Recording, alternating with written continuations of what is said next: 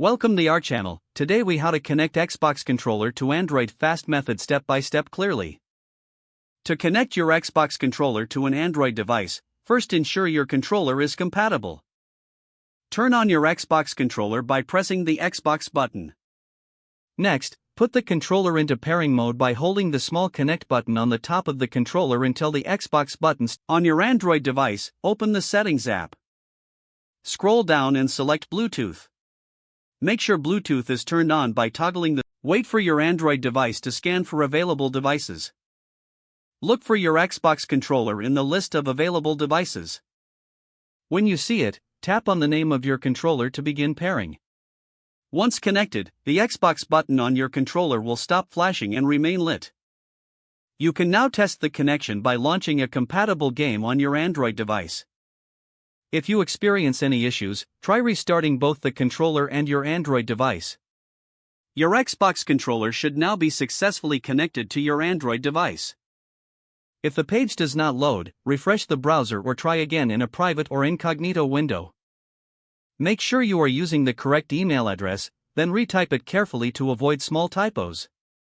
If your password is not accepted, use the reset option and create a new strong password you can remember. Check your spam folder for verification or security emails, then complete any requested confirmation steps.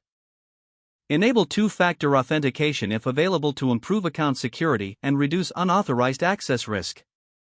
After signing in, review your profile details so your contact information and settings are accurate and current.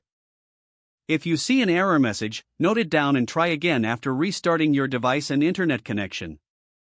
Log out when you finish, especially on shared devices, to keep your account and payment information secure. If the page does not load, refresh the browser or try again in a private or incognito window. Make sure you are using the correct email address, then retype it carefully to avoid small typos. If your password is not accepted, use the reset option and create a new strong password you can remember. Check your spam folder for verification or security emails, then complete any requested confirmation steps. Enable two-factor authentication if available to improve account security and reduce unauthorized access risk. After signing in, review your profile details so your contact information and settings are accurate and current.